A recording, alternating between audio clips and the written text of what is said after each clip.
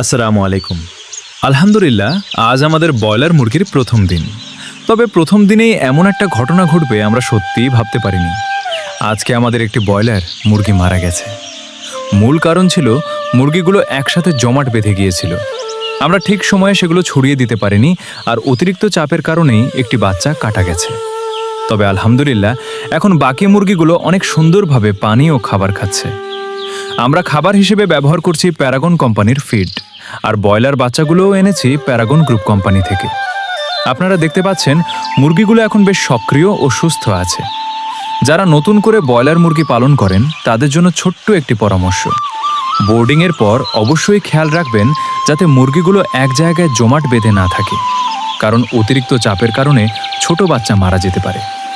সবাই আমাদের জন্য দোয়া করবেন যেন আল্লাহ তাআলা আমাদের খামারে বরকত দেন। ভিডিওটি ভালো লাগলে লাইক, কমেন্ট ও শেয়ার করতে ভুলবেন না। আজকের মতো এখানেই শেষ করছি।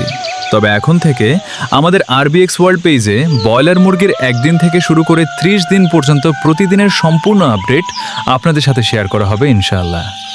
এখানে আপনারা জানতে পারবেন মুরগি প্রতিদিন কতটুকু খাবার খেলো, ঘরে কত কেজি ফিড ব্যবহার হলো, মুরগির বৃদ্ধি ও ওজন কত হলো, কী ধরনের ঔষধ ও পরিচর্যা দেওয়া হচ্ছে, এবং খামারের প্রতিদিনের বাস্তব অভিজ্ঞতা।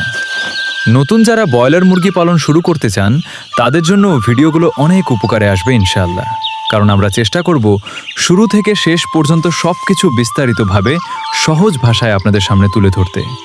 তাই আমাদের পাশে থাকতে এখনই RBX ওয়ার্ল্ড পেজটি ফলো করুন এবং ইউটিউব চ্যানেলটি সাবস্ক্রাইব করে বেল আইকন অন করে রাখুন, যেন প্রতিদিনের নতুন আপডেট সবার আগে পেয়ে যান।